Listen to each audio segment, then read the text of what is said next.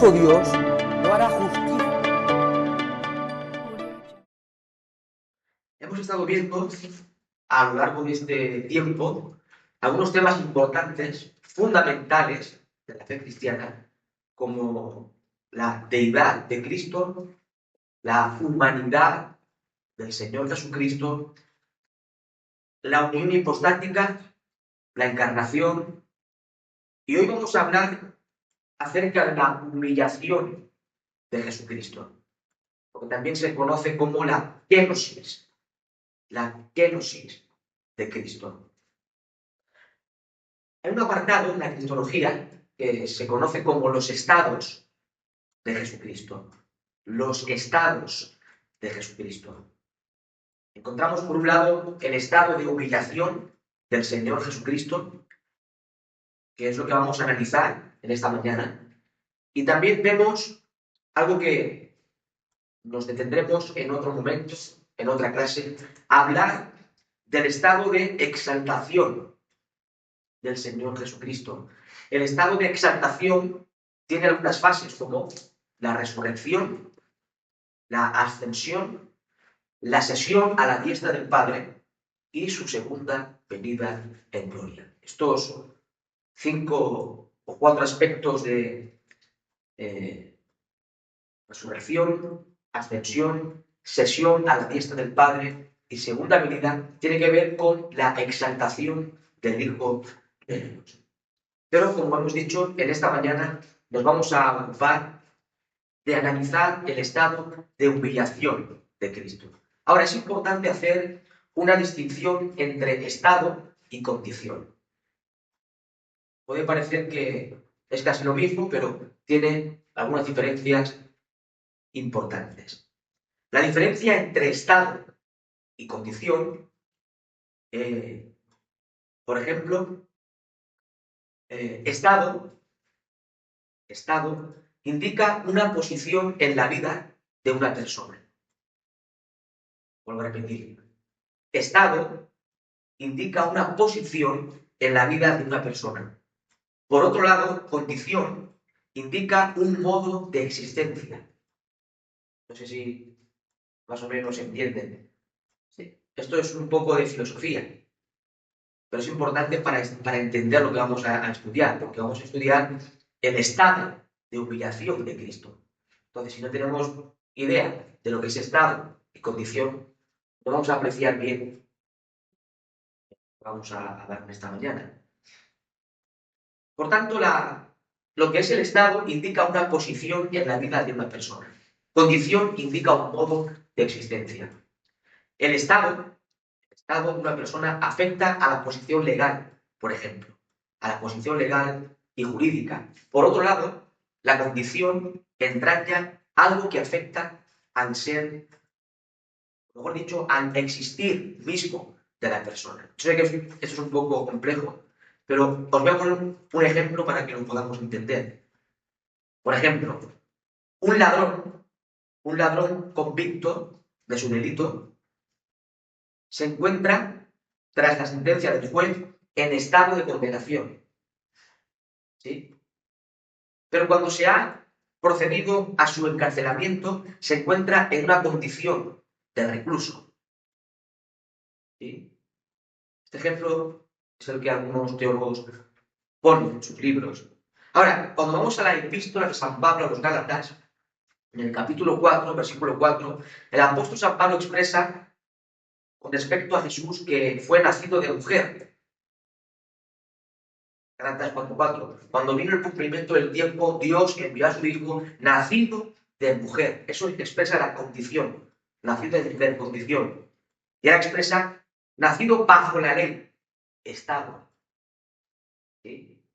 Ahora, hay algunas diferencias de posturas, especialmente entre teólogos luteranos y teólogos calvinistas. La diferencia es que, por ejemplo, los luteranos, los teólogos luteranos, consideran el sujeto, mejor dicho, consideran que el sujeto de los estados de Cristo es la naturaleza.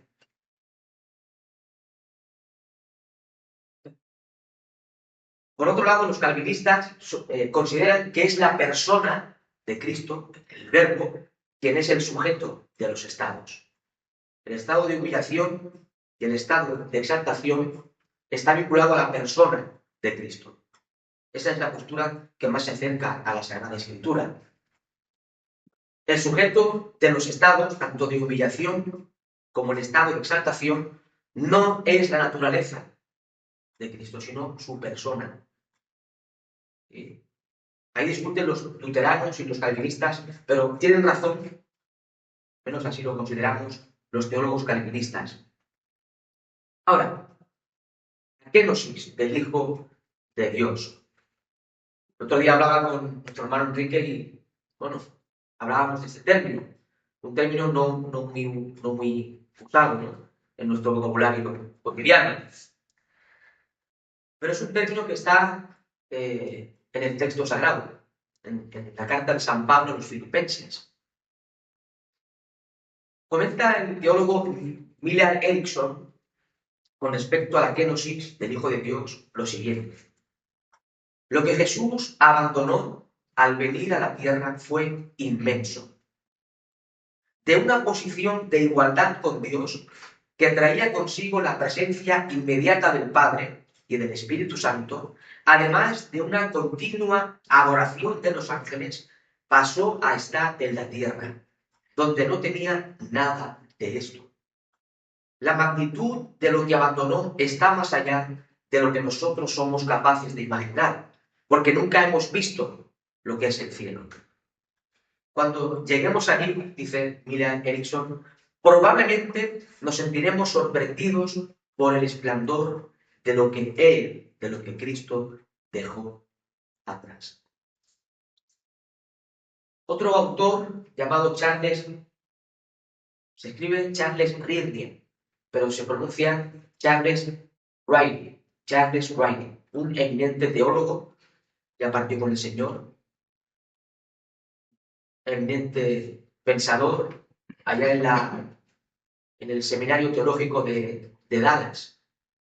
Él comenta lo siguiente: la cuestión del autodespojo de Cristo se ha discutido a lo largo de la historia de la Iglesia. O sea que esto no es que se está expresando o compartiendo recientemente. Esto se viene discutiendo en el seno de la Iglesia, en el seno del cristianismo, desde el principio de los tiempos. La cuestión del autodespojo de Cristo se ha discutido a lo largo de la historia de la Iglesia. El sínodo de Antioquía, en el año 341, afirmó que Cristo se despojó a sí mismo de ser igual a Dios, mientras defendió la deidad total de Cristo. Durante la Reforma protestante, la discusión se centró en la posibilidad de que Cristo se despojara de sus atributos como omnipotencia, omnisciencia y omnipresencia, sin que su deidad fuese afectada. En el siglo XIX surgieron muchas ideas falsas con respecto a la doctrina de la kenosis de Cristo. Es un poco la discusión que ha tenido este tema a lo largo del tiempo en la historia del cristianismo. Ahora bien, estimados hermanos, esta doctrina está fundamentada en el texto paulino de Filipenses capítulo 2. Por tanto, vamos a intentar analizar ese pasaje. ¿Tiene su Biblia? En la carta del apóstol San Pablo a los Filipenses, capítulo 2, vamos a leer para que tengamos en cuenta el contexto desde el versículo 1 al 11. Un texto un tanto largo, pero es importante tener en cuenta el contexto inmediato a la hora de leer la Sagrada Escritura. Dice así la palabra del Señor en la carta de San Pablo apóstol en Filipenses capítulo 2, versículo 1. Por tanto, si hay alguna consolación en Cristo, si algún consuelo de amor, si alguna comunión del Espíritu, si algún afecto entrañable, si alguna misericordia, completad mi gozo, sintiendo lo mismo, teniendo el mismo amor, unánimes, sintiendo una misma cosa. Nada hagáis por contienda o por vanagloria. Antes bien, con humildad, estimando cada uno a los demás como superiores a él mismo, no mirando cada uno por lo suyo propio, sino cada cual también por lo de los otros. Y ahora entramos en el texto clave de esta mañana, versículo 5. Haya pues en vosotros este sentir que hubo también en Cristo Jesús, el cual siendo en forma de Dios, no estimó el ser igual a Dios como cosa que aferrarse, sino que se despojó a sí mismo, tomando forma de siervo, hecho semejante a los hombres. Y estando en la condición de hombre, se humilló a sí mismo, haciéndose obediente hasta la muerte, y muerte de cruz. Por lo cual Dios también le exaltó hasta lo sumo, y le dio un nombre que es sobre todo nombre, para que en el nombre de Jesús se doble toda rodilla de los que están en los cielos y en la tierra y debajo de la tierra, y toda lengua confiese que Jesucristo es el Señor, para gloria de Dios Padre. Ahora bien, es importante tener en cuenta algo del trasfondo de esta epístola. Y brevemente vamos a hacer una referencia al trasfondo histórico. Cuando leemos el libro de los Hechos de los Apóstoles, concretamente el capítulo 16, el escritor sagrado, en este caso el historiador Lucas, que es el autor, nos narra cómo en un momento determinado del ministerio de San Pablo, el apóstol llega a la región de Filipo. Estaba en lo que hoy es Europa. Y encontramos el primer ministerio de Pablo en Europa. Lucas nos narra que el apóstol Pablo fue a esa región de Filipo, predicó el Evangelio de Jesucristo y allí fundó una iglesia. Ahora bien, todos sabemos por la Escritura que el apóstol Pablo fue en varias ocasiones ayudado por esta congregación. En varias ocasiones le dieron algún donativo, le ayudaron económicamente. Pero ahora, en este contexto de esta epístola, el apóstol San Pablo estaba en la metrópolis del imperio, en la ciudad de Roma. Corría el año 60 o 61 después de Cristo. Y el apóstol estaba preso por predicar a Cristo. Y los hermanos de la iglesia en Filipo, al oír de que Pablo estaba preso, tuvieron a bien ayudarle económicamente con un donativo, según leemos en el escrito. Por tanto, ellos enviaron a un hermano de la iglesia en Filipo llamado Epafrodito. Epafrodito fue con el donativo de la iglesia, viajó desde Filipo a la ciudad de Roma, ¿sí?, para llevar esta ayuda al apóstol San Pablo. Por tanto, el apóstol en esta ocasión, después de recibir el donativo, el apóstol Pablo escribe esta carta, que la escribe desde la prisión con varios propósitos, pero principalmente para agradecerles a estos hermanos el donativo que le habían llevado. El apóstol Pablo expresa gratitud a esta iglesia por su ayuda en momentos de tribulación, en momentos difíciles por los cuales San Pablo atravesaba. Por tanto, el apóstol tiene el propósito de escribir esta carta para agradecerles.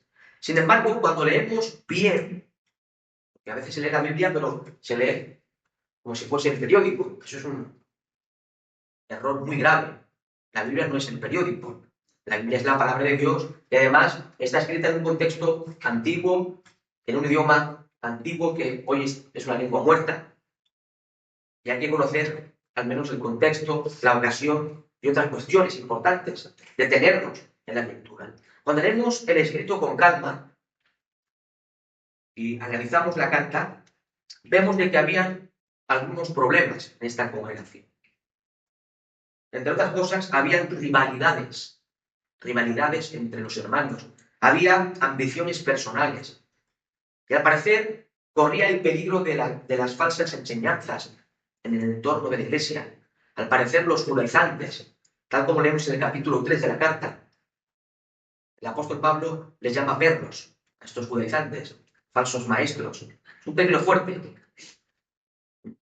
pero sin duda duermen, porque tiraban por tierra el santo evangelio del Señor Jesucristo. Por tanto, el apóstol Pablo escribe para agradecerles por su ayuda en momentos difíciles, pero también escribe para corregir ciertos problemas que estaban teniendo lugar en el seno de la congregación. Ahora, en el capítulo 2, el apóstol Pablo exhorta a sus lectores filipenses a mantener la unidad en la congregación. Ese es el contexto del capítulo 2. El capítulo 2 trata de mantener la unidad entre los miembros de la iglesia y también les exhorta a que sean humildes y generosos. ¿Sí? Este es el contexto de la carta. Ahora bien, cuando estudiamos Filipenses capítulo 2, versículos del 5 al 8 o hasta el 11, pues vemos que según los grandes estudiosos de la Biblia, los grandes especialistas eruditos, creen que es un himno pre-paulino. Un himno pre-paulino. Es decir, al parecer era un himno que se cantaba en la iglesia primitiva. Tremendo. Hoy en día hay muchos coros que no mencionan a Cristo por ningún lado, por ninguna parte. No mencionan la salvación que Él ha hecho posible. No mencionan nada de los atributos del Señor, de su gracia, su misericordia, su soberanía. Son canciones que casi que son del mundo. No hay Biblia en las canciones. Es un peligro. Notad cómo cantaban en el siglo I. Mira pues en vosotros este sentir, todo eso es un himno. Una canción que se cantaba en el siglo I. Una canción llena de doctrina profunda de cristología. Sin duda necesitamos retomar la sana doctrina, la correcta teología, la Biblia en las canciones. Pues según los expertos es un himno prepaulino, es decir, antes de Pablo. O sea, no es que Pablo lo escribió por primera vez, sino que esto circulaba como un cántico, como un himno en la iglesia del siglo I. Sin embargo, es uno de los textos neotestamentarios, es uno de los textos del Nuevo Testamento más ricos y profundos en cristología. Cuando leemos los escritos del Nuevo Testamento, vemos de que hay ciertos pasajes profundos de cristología. Por ejemplo, el prólogo de San Juan, capítulo 1, versículos del 1 al 18. Ahí encontramos una cristología profunda en el pensamiento juánico, en el pensamiento del apóstol San Juan. Encontramos también Colosenses capítulo 1, versículos del 15 al 18. Colosenses capítulo 2, versículo 9. Hebreos capítulo 1, primeros 3 o 4 versículos. Son textos profundos, ricos, eminentemente llenos de profundidad cristológica. Pero encontramos también este pasaje, Filipenses capítulo 2, del 5 al 11. Un texto sublime, un texto lleno de riqueza, relacionado, vinculado con la persona y la obra de Jesucristo. Ahora bien, esta porción de la Escritura, como el resto de todos los textos y pasajes de la Biblia, deben ser leídos en su contexto original, en su contexto inmediato. Como bien señala el doctor Martin Lloyd-Jones, gran pensador cristiano, que ha partido con el Señor hace mucho tiempo, Martin Lloyd-Jones, él dice lo siguiente con respecto a este pasaje. A menudo tengo la impresión de que a la gente le causa problemas este pasaje porque ha olvidado el contexto. Ahora bien, estimada iglesia, estimados hermanos y hermanas, haciendo un buen uso de las herramientas que nos provee la ciencia llamada hermenéutica. La hermenéutica es la ciencia y el arte de interpretar los textos sagrados. Pues haciendo un buen uso de esta ciencia llamada hermenéutica, el contexto para leer e interpretar correctamente Filipenses capítulo 2 es el siguiente. Ahora su Biblia en Filipenses 2, versículo 4.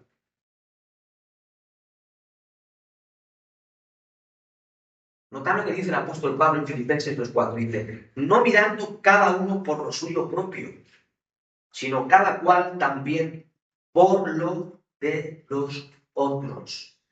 Este es el contexto para entender Filipenses 2, del 5 en adelante. No mirando cada uno por lo suyo propio. A veces, muchos de nosotros cometemos el error de ser egoístas, de mirar por lo nuestro y nada más. Pero la Escritura nos exhorta, nos insta a no mirar por lo nuestro propio, sino también por los de los otros que están a nuestro lado. Ahora bien, es importante entender algo interesante. San Pablo, el apóstol, el escritor sagrado de esta porción, no está tratando de dar una profunda disertación de cristología en este pasaje. Sí. O sea, el apóstol Pablo no está queriendo presentar un estudio profundo de cristología, de análisis exegético, ni mucho menos, sino más bien lo que está haciendo el apóstol San Pablo es hacer un llamamiento práctico a la humildad y a la generosidad. Eso es lo que San Pablo está haciendo en este capítulo 2 de la carta a los Filipenses. Está haciendo una exhortación a los creyentes de Filipo a que sean humildes, a que sean generosos. Su vida cristiana con los demás. Comenta Martin Lloyd-Jones, Pablo no trata aquí de dar una doctrina de la persona de Cristo. Está haciendo un llamamiento práctico acerca de la conducta. En la misma línea escribe Samuel Pérez Millos, en uno de sus comentarios, dice, el ejemplo sobre Cristo se convierte en un admirable párrafo cristológico, único en cuanto a densidad en todo el Nuevo Testamento. El apóstol no se proponía escribir sobre la doctrina de los estados de Jesucristo, tanto el de humillación como el de exaltación, sino poner un ejemplo estimulante para los creyentes filipenses. No sé si me he explicado bien. El apóstol no está queriendo dar una clase de cristología, como estamos haciendo nosotros hoy. Está haciendo un llamamiento práctico a que los hermanos de la congregación sean humildes, sean generosos, no miren por lo suyo propio, sino por los de los demás. Eso es lo que el apóstol Pablo está haciendo. En este hilo de pensamiento que Pablo está expresando, el apóstol propone como paradigma, es decir, como modelo supremo de humildad y generosidad al Señor Jesucristo. Estimados hermanos, sin duda, Cristo es el supremo modelo para la Iglesia. No los grandes predicadores, no los grandes teólogos, Cristo. Cristo debe ser nuestro mayor ejemplo. Él es el paradigma, modelo supremo en todos los aspectos de la vida cristiana. El apóstol Pedro, en su primera carta, capítulo 2, versículo 21, nos dice que Cristo nos ha dejado sus pisadas para que sigamos tras esas pisadas. Por tanto, debemos imitar no a los hombres, sino a Cristo. Ahora vamos a hacer un análisis exegético, sí, por encima. Lo vamos a hacer en dos partes, porque vamos a ver algunas cosas del pasaje, haremos un paréntesis y después, en la segunda parte, seguiremos haciendo algún análisis más del texto. Vamos a hacer, por tanto, una pequeña exégesis de Filipenses 2, del 6 al 8. Dice la Biblia, si coge su Biblia, si la toma, será bueno para que vaya leyendo y vaya viendo un poco. Dice el texto sagrado, Filipenses 2, 6. Dice, bueno, vamos a leer el 5 y el 6. Dice, haya pues en vosotros este sentir que hubo también en Cristo Jesús. Ahora, ¿cuál es el sentir que debemos imitar? Pues el siguiente, versículo 6. El cual, siendo en forma de Dios, no estimó el ser igual a Dios como cosa a que aferrarse. Esa expresión, el cual siendo, se interpreta mejor como subsistiendo. El cual subsistiendo. Y la idea es subsistiendo o existiendo eternamente. Esa es la idea en el texto griego. El cual, por tanto, podemos parafrasear, el cual existiendo eternamente en forma de Dios. Esa es la idea del texto. Y aquí se nos muestra, de alguna forma, la deidad de Cristo, la eternidad de Cristo como Dios, el cual siendo en forma de Dios, o mejor, el cual existiendo o subsistiendo eternamente en forma de Dios. Esta palabra forma, en forma de Dios, el apóstol Pablo, si no recuerdo mal, hay dos términos para forma en el griego. Nosotros tenemos una, forma, no hay más. El griego tiene como mínimo dos. Hay una expresión que creo que es esquema, que es la forma, podemos decir, exterior, la forma exterior, que sufre cambio. Por ejemplo, podemos decir que, hago un paréntesis, perdonad, hay dos términos en el griego, morfe y esquema. Morfe tiene que ver con lo esencial que nunca cambia. ¿Sí? Esquema tiene que ver con la forma exterior que sufre cambio. Por ejemplo, un ejemplo así, una analogía práctica. Un ser humano nace y su forma exterior va cambiando con el tiempo. Vemos una foto de hace 40 años, o 10 años, o 5 años, y no somos los mismos. Hemos ido evolucionando. Nuestra forma exterior ha ido cambiando. Pero, ¿cuál sería la morfe de la persona? La humanidad. Somos seres humanos. La humanidad no cambia, somos seres humanos. Desde que nacemos hasta que morimos. Esa realidad de seres humanos que somos no cambia. ¿Sí? No somos animales con el tiempo. No somos, no sé, otra cosa. Somos seres humanos siempre. Desde que nacemos hasta que morimos.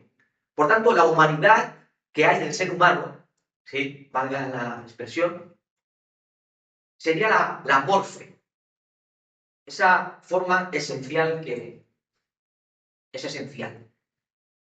¿Sí? Que no cambia, podemos decir. Sin embargo, el esquema es la parte, esa forma exterior que sufre cambios. Ahora, el apóstol Pablo utiliza el vocablo morfe, el cual siendo en forma de Dios, o sea, lo cual implica la forma esencial que no cambia, lo cual el apóstol Pablo está afirmando la divinidad de Jesucristo. Cristo existe eternamente en la forma de Dios, porque es igual a Dios.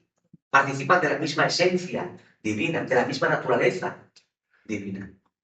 Por tanto, Cristo, existiendo eternamente en forma de Dios, esa forma que es la forma esencial que no sufre cambio, tiene que ver con la deidad absoluta de Cristo. No estimó el ser igual a Dios como cosa que aferrarse. Ser igual a Dios. Que el apóstol Pablo está afirmando la igualdad de Cristo con el Padre, siendo igual a Dios. Cristo no es inferior al Padre. Esto ya lo hemos dicho muchas veces, pero en el seno de la Trinidad, Padre, Hijo y Espíritu Santo, no existe inferioridad, tampoco existe superioridad. Aunque sí que es verdad, como ya hemos visto alguna vez, que en el plan de Dios, en algún momento puede ser que algunas de las personas divinas de alguna forma se sometan a otra persona. Por ejemplo, cuando Cristo viene al mundo, se encarna, Él se sometió a la voluntad del Padre. Y de alguna forma se subordinó en su misión, no en su esencia. Vino a ser el mediador entre Dios y el hombre. Vino a ser el siervo, servir. Entonces se subordinó en su misión, en su trabajo, no en su deidad, ni mucho menos. No sé si esto lo entendemos bien. Importante. Por tanto, en el seno trinitario, las tres personas son iguales en naturaleza, dignidad, gloria y honra. Y el apóstol Pablo expresa aquí, el cual, existiendo eternamente en forma de Dios, no estimó el ser igual a Dios, ser igual a Dios, como cosa a que aferrarse. Y la expresión como cosa que aferrarse, pues la expresión sería, no consideró como presa judiciable el ser igualado. Es una expresión un poco complicada, ¿no? En la versión del 9, la anterior al 60, no tuvo usurpación. Sí. Sí. Hay varias expresiones que se utilizan ahí. Pero creo que todos entendemos la idea.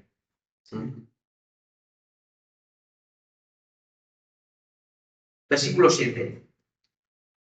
Dice el texto, sino que se despojó a sí mismo, tomando forma de siervo, hecho semejante a los hombres.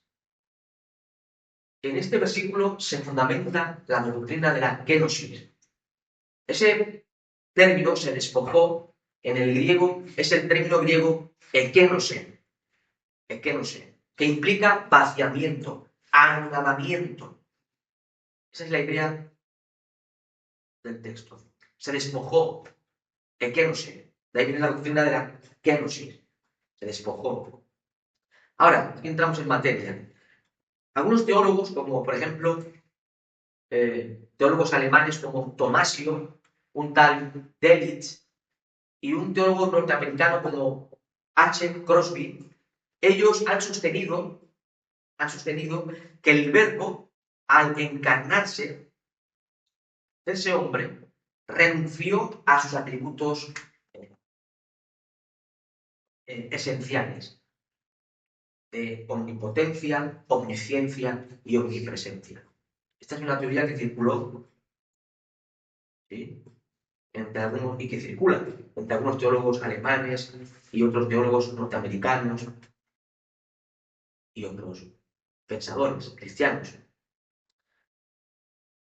O sea, que Cristo, al encarnarse, según estos teólogos, él abandonó los atributos de omnipotencia, omnipresencia, etc. Pero yo creo que esta idea es contraria a la Escritura. Ya que Jesús, cuando leemos los evangelios, vemos que él usó sus atributos de omnipotencia, de soberanía, de omnisciencia. Él conocía lo que había en el corazón del hombre y no tenía necesidad de que nadie se lo comunicase. Él calmó, como vimos en estos días, el viento y el mar. ¿Cómo lo hizo? Con su poder infinito. Halagó su palabra, dice Loli. Esa palabra soberana, omnipotente. Resucitó a muertos. Lázaro, la hija de Jairo, el hijo de la viuda de Naín. Hizo milagros y señales que solamente Dios podía hacer. Con su poder, su omnisciencia, su soberanía, etc. Por tanto, afirmamos a la luz de la Sagrada Escritura que cuando Cristo se encarna, o mejor dicho, cuando el Verbo de Dios se encarna, se hace hombre, no dejó a un lado, no abandonó, no se despojó de sus atributos. Eso suena a herejía. Es una falsa doctrina. Recordemos de que todos los atributos divinos, tanto atributos incomunicables como atributos comunicables, todos sabemos que los atributos comunicables son aquellos atributos que son esenciales de la divinidad. Omnipotencia, omnisciencia, omnipresencia, soberanía, inmutabilidad, aseidad, etcétera, etcétera. Son atributos que solamente Dios posee. Los atributos comunicables son atributos que Dios ha querido compartir con su pueblo. El amor, la misericordia y otros atributos. Por tanto, todos los atributos divinos, tanto incomunicables como comunicables, se identifican con la esencia divina. De forma que renunciar a ellos, oigan bien, de forma que renunciar a algunos de esos atributos equivaldría a renunciar a la propia naturaleza divina. Sería renunciar a la deidad. Cristo renunció a su deidad. no tiene base bíblica por ningún sitio. Si esto fuese cierto, tendríamos en Cristo a un Dios rebajado. Como dirían los griegos, a un semidios. No tiene base bíblica. Eso sería, por tanto, arrianismo, una herejía del siglo IV, principio del siglo IV, que sostenía que Cristo fue creado, que fue el primer ser creado, y que era inferior al Padre, que no era de la misma esencia, sino inferior. Esto no lo creemos, no tiene fundamento bíblico. Además, en consecuencia, si esto fuese cierto, como dicen algunos teólogos, la conciencia divina de Cristo quedaría disminuida sin la presencia de estos atributos divinos. Es decir, ¿cómo podría Cristo tener conciencia de sí mismo como Dios cuando su conocimiento limitado no correspondía a la necesaria infinitud de la naturaleza divina? Si Cristo no era omnisciente, ¿cómo iba a saber él que era Dios mismo? No sé si me explico. Tenía que poseer todos los atributos de la deidad. Creo que todos sabemos bien que Cristo no se despojó de sus atributos. Yo creo que lo tenemos bien claro. Pero hay muchas más teorías. Hay diferentes teorías con respecto a los atributos divinos durante el periodo de su humillación. Vamos a ver algunas de estas cosas y vamos a dar un descanso. Vamos a ver las diferentes teorías con respecto a los atributos divinos durante el periodo de su humillación. ¿Qué pasó con los atributos del Señor en su estado de humillación en este mundo? Vamos a ver las teorías que circulan en el mundo teológico. Hay una postura que sostiene que el Señor abandonó sus atributos divinos. En consecuencia, dejó de ser Dios, ser hombre, pasando de ser Dios a ser hombre. Y aquí encontramos una herejía que se conoce técnicamente como gnosticismo. Esta herejía enseña de que el Señor, el Verbo, dejó de ser Dios para hacerse hombre. ¿Sí? Dejó una cosa para hacerse obra. Es una falsa doctrina que no compartimos. Esta herejía sostiene que el Verbo de Dios en la encarnación cambió su deidad por la humanidad. Pero como señala el teólogo Milton Erickson, dice que esto es más una metamorfosis que una encarnación. ¿Sí? No creemos en esta teoría absurda. Otra de las posturas que circulan entre los teólogos es que el Verbo abandonó algunos atributos divinos, que es lo que ya hemos visto. Jesús dejó atributos de omnipotencia, omnisciencia, etc. Solamente se quedó con los atributos morales, como el amor, la misericordia y otras cosas. Pero eso tampoco tiene base bíblica. Es lo que ya hemos visto.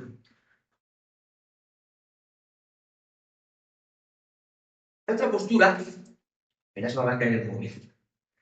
Hay otra postura que a mí me llama la atención y no sé, estoy yo, sinceramente también tengo mis dudas. Voy a compartir, yo quiero profundizar más en esto porque tiene algo que pueda decir, algo de bíblico, algo compartido.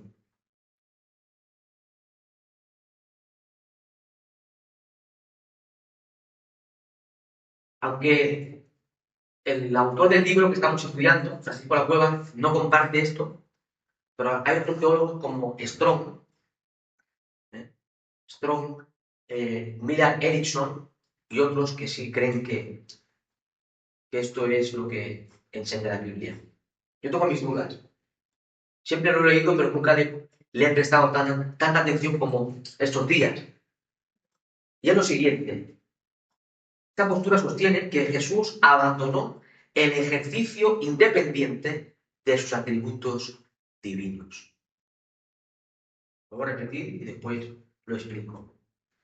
Esta teoría sostiene que Jesús abandonó el ejercicio independiente de sus atributos divinos.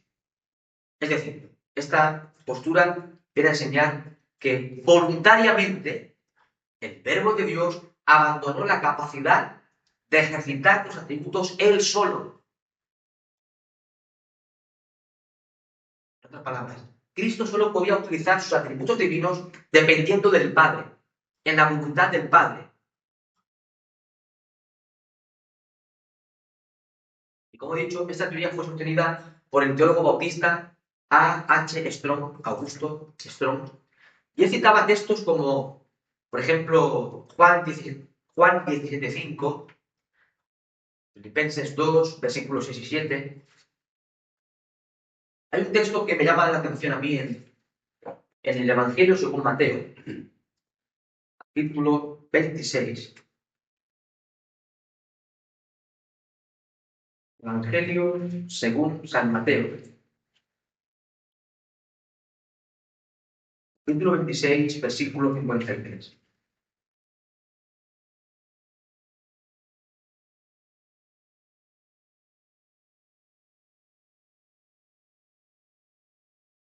Total, me dice ahí el Señor Jesucristo: ¿acaso piensas que no puedo ahora orar a mi Padre y que Él no me daría más de 12 legiones de ángeles? Parece haber una dependencia, ¿no?, del Padre para realizar una obra portentosa. No sé si captan.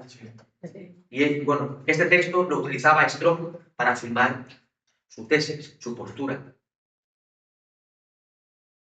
Decía que Strong decía que el Verbo de Dios, al encarnarse, renunció no a la posesión ni del todo al uso de los atributos, sino al ejercicio independiente de sus atributos divinos.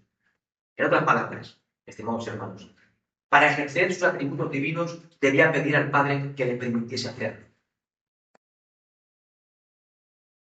Yo tengo mis dudas. Ahí estoy batallando conmigo mismo. Sí. Estaba pensando cuando tú estabas hablando, si a ver qué te parece esto que yo estaba pensando. No tiene que ver con lo de Strong y todo esto, pues porque el Padre es brillante. Estaba pensando que el Señor manifestaba sus atributos divinos como señales mesiánicas, pero nunca en beneficio propio.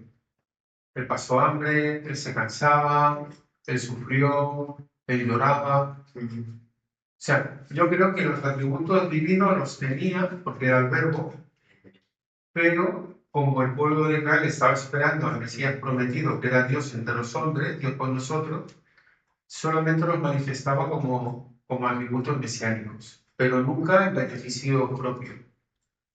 Es un pensamiento que me venía a la mente, pero comparto lo que tú opinas. Sí, evidentemente las señales y milagros que Jesús realizaba en Palestina, siglo I, eran señales mesiánicas que atestiguaban que Jesús de Nazaret era el Mesías anunciado, prometido en las Escrituras hebreas, evidentemente. Pero eran señales realizadas por el Dios hecho hombre y eran obras realizadas por el poder del Señor Jesucristo. Ahí vemos su poder, vemos también su autoridad, su soberanía. Por tanto, vemos que utilizaba atributos divinos, no solamente Dios posee. Pero sí es cierto que esas señales que hacía era el testimonio claro, evidente, de que Jesús de Nazaret era el Mesías prometido en las Escrituras hebreas. Eso sin duda alguna. Muy bien, Carlos, claro que sí. Esa teoría de que el Verbo voluntariamente renunció al ejercicio independiente, pues creo que es una postura para considerarlo. No es una herejía, como las otras, que dicen que se despojó de sus atributos y los dejó. Eso no. Eso suena a falsa doctrina, herejía. Esto no, es una postura que algunos teólogos conservadores, grandes eruditos, pensadores profundos de Biblia y teología, sostienen. Yo tengo ahí mis dudas, estoy ahí Yo te iba a decir que esto tiene algo de relación solamente de la subordinación. Lo veo en relación. Sí, totalmente, sí. Claro. Claro, Cristo se subordinó al Padre en su misión redentora. Además vino, o sea, Hacer su voluntad. exactamente, él repetidas veces en el Evangelio según Juan, una y otra vez, afirma: el Padre me envió y hago lo que oí del Padre, el mensaje que el Padre me dio, lo he dado al mundo, no hago nada de mí mismo, sino del Padre. Entonces, él vino como siervo. Y es interesante tener en cuenta que en el seno de la Trinidad, ninguna persona había obedecido antes a otra, porque son iguales. Dignidad, honor, poder, gloria, esencia, etcétera, etcétera. Sin embargo, en la encarnación, el Verbo se somete a una de las personas de la Trinidad, que es el Padre, y va a hacer su voluntad, y viene a servir. Por tanto, tiene base esa postura. En esa subordinación de la misión de Cristo, su misión redentora, pues él hacía lo que era la voluntad del Padre, siempre dependiendo del Padre. Aunque Cristo es Dios, igual al Padre, evidentemente, y es soberano. Pero en su misión sí que se sometió al Padre. Por tanto, esta teoría creo que es para considerarla. ¿Sí? Pero vamos a mencionar un par más que hay en el campo teológico. Los teólogos lo ponen complicado. Da muchas posturas cuando la Biblia enseña una cosa. Pero claro, ¿qué enseña la Biblia? Pues ahí viene la discusión. Otra dice que el Verbo al encarnarse abandonó el uso de sus atributos. Cristo seguía poseyendo todos los atributos de la divinidad y el poder para ejercitarlos de forma independiente, pero Cristo escogió no usarlos. Me parece a mí también una tontería, ¿no? Porque Cristo utilizó sus atributos divinos una y otra vez, tal como nos narran los evangelios. Por tanto, descartamos. Hay otra postura absurda que dice que Jesús seguía teniendo los atributos de la deidad, pero que actuaba como si no los tuviera. Como que Cristo fingía tener limitaciones. Esto también es antibíblico y absurdo. Por tanto, vamos a dejarlo aquí. Después seguimos y